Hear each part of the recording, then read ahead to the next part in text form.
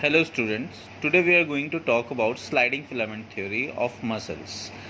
Before talking about sliding filament theory, we shall know about muscles first.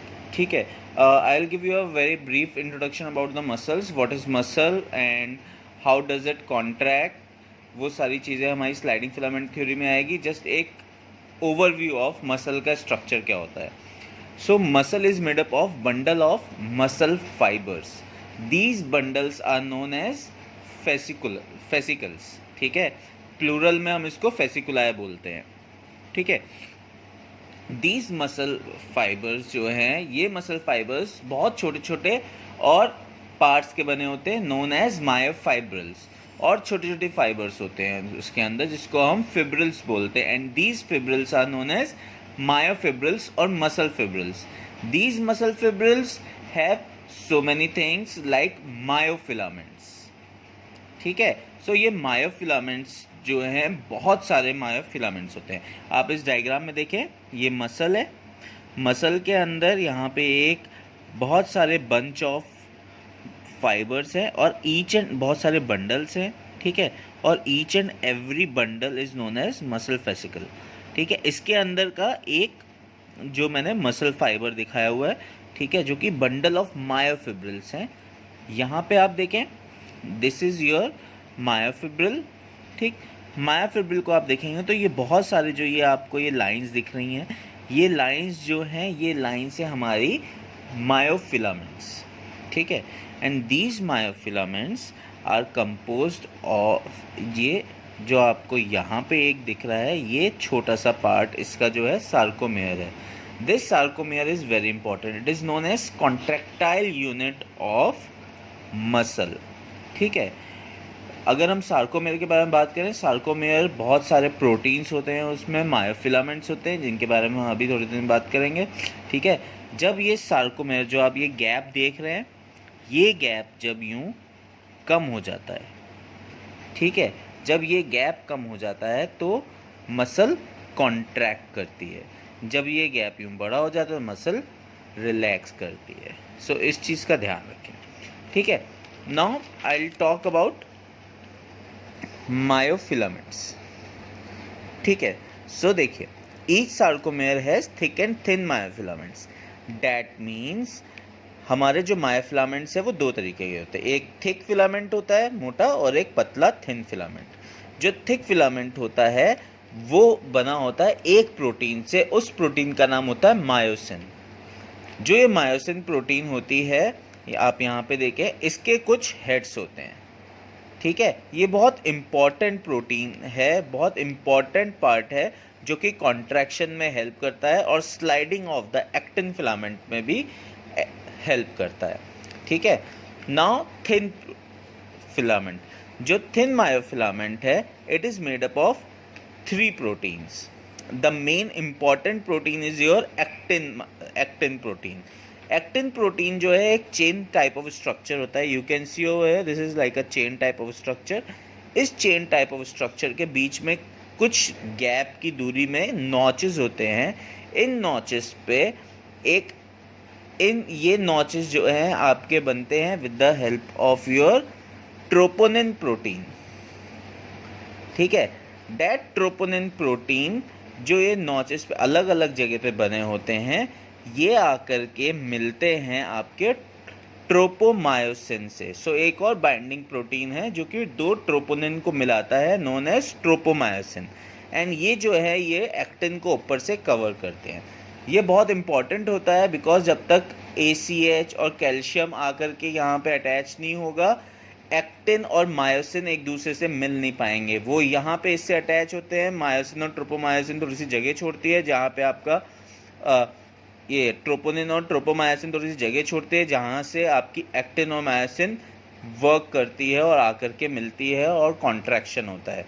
It is very important part. ठीक है, so after that we'll move to the actin and myosin interaction. For actin and myosin interaction, we need a neuromuscular junction. From a neuromuscular junction, there is a release of ACH, और वो ACH जो है release करता है calcium को, और calcium influx की वजह से कॉन्ट्रैक्शन बढ़ता है। जितना ज़्यादा कैल्शियम इन्फ्लक्स होगा उतना ज़्यादा कॉन्ट्रैक्शन होगा, ठीक है। And for that there is a need of energy and that energy will be given by ATP, ठीक है, एडिनोसिन ट्राइफॉस्फेट। और यहाँ पे डायरेक्टली एडिनोसिन ट्राइफॉस्फेट नहीं यूज़ हो पाती स्लाइडिंग फिलामेंट थ्योरी में, वो हाइड्रोलाइज होती है मायोसिन पे अटैच होके, और वो हाइड्रोलाइज होकर के एडीपी प्लस इनऑर्गेनिक फॉस्फेट बनाती है जो कि रिलीज हो जाती है, जिसके बारे में हम स्लाइडिंग फिलामेंट थ्योरी में पढ़ेंगे, ठीक है। Now there is one more very important protein, जब हम लोग लेंथ टेंशन रिलेशनशिप पढ़ेंगे उसके बारे में बात करेंगे, known as titin protein. This is also a linking protein which helps in a binding of myosin and actin. See over here, ये एक मसल है, मान लीजिए मायोफिब्रिल है, ठीक है।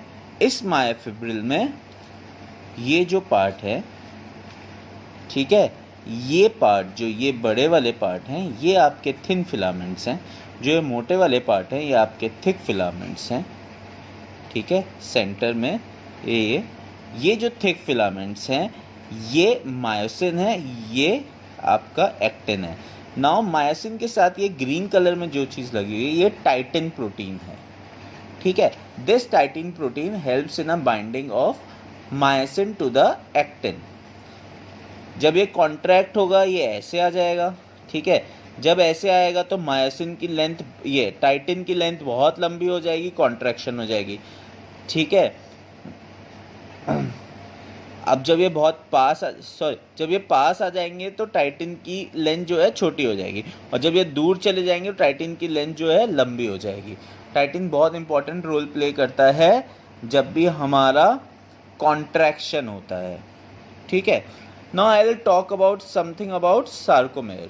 सार्कोमेर क्या होता है? सार्कोमेर दो जेड लाइन के बीच का पार्ट है। दो जेड लाइन के बीच का पार्ट का मतलब ये एक मसल मायोफिब्रिल के छोटे से पार्ट्स, दो पार्ट्स लिए हैं, दो सार्कोमेर्स दिखा रहा हूँ मैं आपको इसमें, ठीक है। ये जहाँ पे आपकी एक्टिन मायोसिन स्टार्ट होती है, ठीक है, ये जहाँ पे आपका थिन फिलामेंट स्टार्ट होता है, ठीक, ये थिन फिलामेंट स्टार्ट होता है, वहाँ पे इसको हम बोलते हैं, ठीक है, जेड लाइन। क्या बोलते हैं हम? जेड लाइन, ठीक है। सो ये जेड लाइन के दो जेड लाइन के बीच में जो भी पार्ट होता है उसको बोलते हैं सार्कोमेर। क्या बोलते हैं? सार्कोमेर, ठीक है। ये अगर आप यहाँ पे पार्ट देखो, जो सेंटर वाला पार्ट है जो कि मायोसिन वाला पार्ट है उसको बोलते हैं ए बैंड। ए बैंड के बीच में मैंने एक रेड कलर से एक लाइन बनाई हुई है, this is your M line, इसको एम बैंड भी बोलते हैं, ठीक है। जो आप यहाँ पे देख रहे हो ये आई बैंड्स हैं, ठीक। Now I will show you I band. इसको अगर हम देखें तो ये 2 हाफ आई बैंड्स हैं। आप यहाँ से यहाँ के बीच में अगर आपको ये दिख रहा है, ठीक है, ये लाइन, ठीक है, ये देखिए यहाँ से यहाँ के बीच में एक फुल आई बैंड है। इसका आधा करेंगे तो एक हाफ आई बैंड यहाँ का, एक हाफ आई बैंड यहाँ का।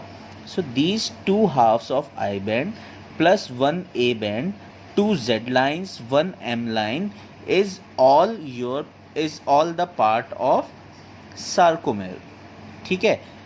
2 जेड लाइन पास आ जाती हैं towards the M line while contraction, ठीक है, ठीक है। So this was all about your sarcomeres, ठीक है।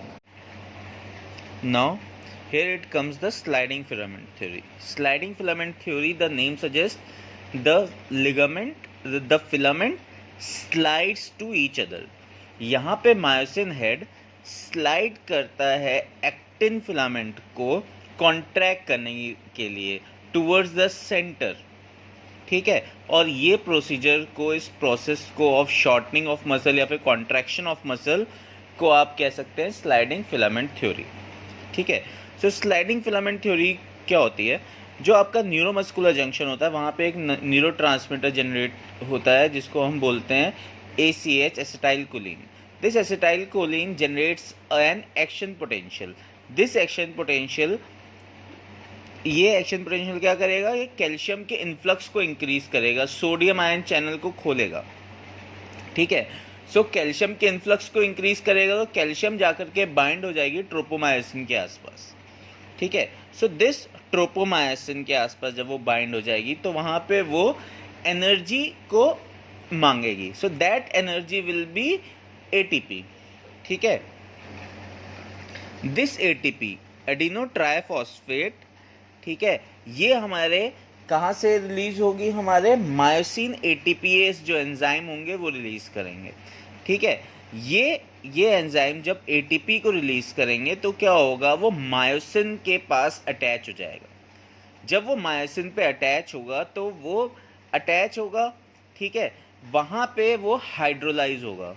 जब एटीपी हाइड्रोलाइज होता है तो दो चीज़ें निकलती हैं उससे, one is inorganic phosphorus, another is ADP, that is adenosine diphosphate. ठीक है, जब ये दोनों निकलते हैं ये जाकर के एडीपी पे, ये जाकर के मायोसिन पे वर्क करती हैं। अब मायोसिन क्या करता है, एक्टिन के साथ अटैच हो जाता है। अब एक्टिन के साथ मायोसिन का जो हेड होगा वो ऐसे अटैच हो जाएगा। अब नाउ व्हाट विल हैपन कि ये अटैचमेंट को हम बोलेंगे cross bridge. This cross bridge is very important for the muscle contraction. ठीक है, ये क्रॉस ब्रिज बन गया। अब वो क्या करेगा, अब वो think up this cross bridge will help in your attachment of actin and myosin. अब यहाँ पे एक्टिन और मायोसिन क्या करता है, यहाँ पे मायोसिन जो है एक्टिन को स्लाइड कर देता है टुवर्ड्स द कॉन्ट्रैक्शन, ऐसे स्लाइड कर देता है। ठीक है, जैसे ही वो स्लाइड करेगा अपनी एनर्जी खो देगा, तो मतलब कि वो एडीपी और फॉस्फेट को जो है इनऑर्गेनिक फॉस्फेट को रिलीज कर देगा। नाउ जब वो रिलीज करेगा अब उसको फिर से एनर्जी चाहिए होगी फॉर द कॉन्ट्रैक्शन। अगेन क्या होगा, एटीपी आ करके अटैच हो जाएगा। जैसे ही एटीपी अटैच होगा, ठीक है, वो एटीपी जो है उसको अपनी पोजीशन से, मायोसिन हेड को अपनी पोजीशन से डिटैच कर देगा। ठीक है, that detachment is also very necessary, ताकि वो दोबारा से डिटैच होकर के फिर से ऊपर आकर के फिर से उसके साथ अटैच हो जाए। ठीक है, जब मायोसिन स्लाइड करता है एक्टिन को और वो ऐसे कॉन्ट्रैक्शन की तरफ लेके जाता है, उसको बोलते हैं पावर स्ट्रोक। ठीक है, दैट पावर स्ट्रोक जो है, ठीक है, that power stroke is very important to release ADP and inorganic phosphate. Again and again ये साइकिल चलता रहेगा। एडीपी इनऑर्गेनिक फॉस्फेट रिलीज होगा जैसे ही स्लाइडिंग होगी, फिर दोबारा से एटीपी अटैच हो जाएगा, फिर आके वो रिलीज होगी, फिर एटीपी अटैच हो जाएगा।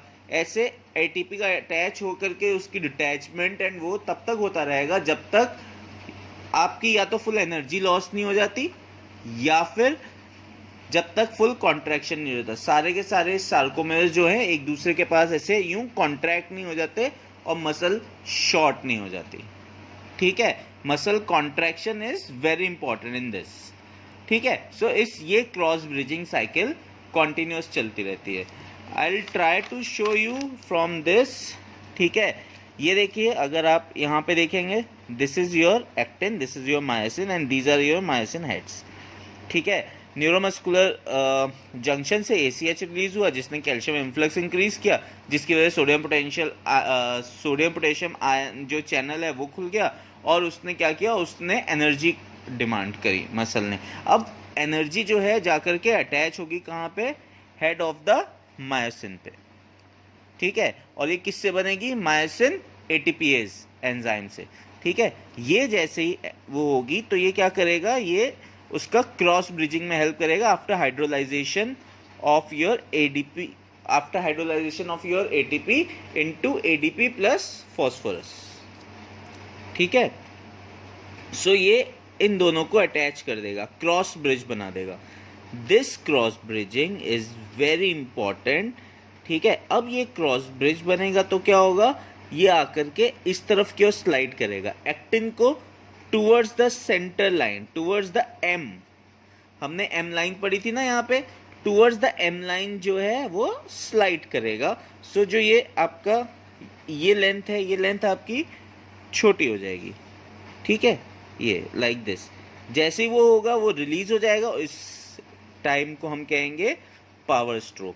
अगेन वो एटीपी की डिमांड करेगा, एटीपी अटैच करेगा तो अपनी जगह से वो उसकी जगह छोड़ देगा, फिर दोबारा अटैच होगा, फिर यूं उसको स्लाइड करेगा, फिर एटीपी अटैच होगा, वो डिटैच हो जाएगा, फिर ये आएगा स्लाइड करेगा, फिर वापस, और ये साइकिल चलता रहेगा। ठीक है, that is your sliding filament theory. I will just try to explain from this another example.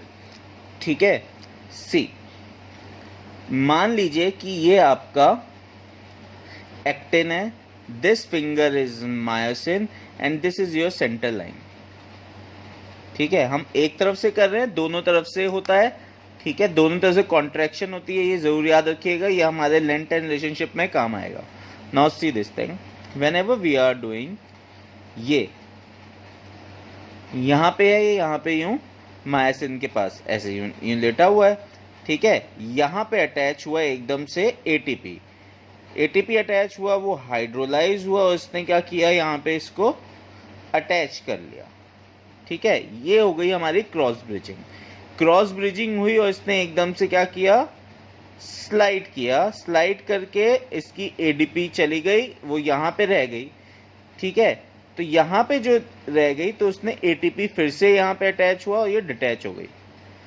यहाँ पे एटीपी अटैच होते ही डिटैचमेंट हुई, फिर से हाइड्रोलाइजेशन हुई और यहाँ पे अटैच हो गया। ठीक है, this is cross bridging. Again it goes there, then again detach हो गया, again it goes there, then again detach हो गया, और यही चीज चलती रहेगी till it does not comes into the centre. ठीक है, so that was your sliding filament theory. ठीक है, now remember I will just talk about something else. ये है, मैंने आपको पहले ही बताया, this is your what, concentric contraction. Concentric contraction में आपका पॉजिटिव वर्क होगा। ठीक है, तो आपकी जो ये मसल्स हैं ये ऐसे वर्क करेंगे। ठीक है, सो इसका मतलब जो भी सार्कोमेयर से जो भी क्रॉस ब्रिजिंग है, सार्कोमेयर्स हमेशा छोटे होते रहेंगे, कॉन्ट्रैक्शन हो रही है।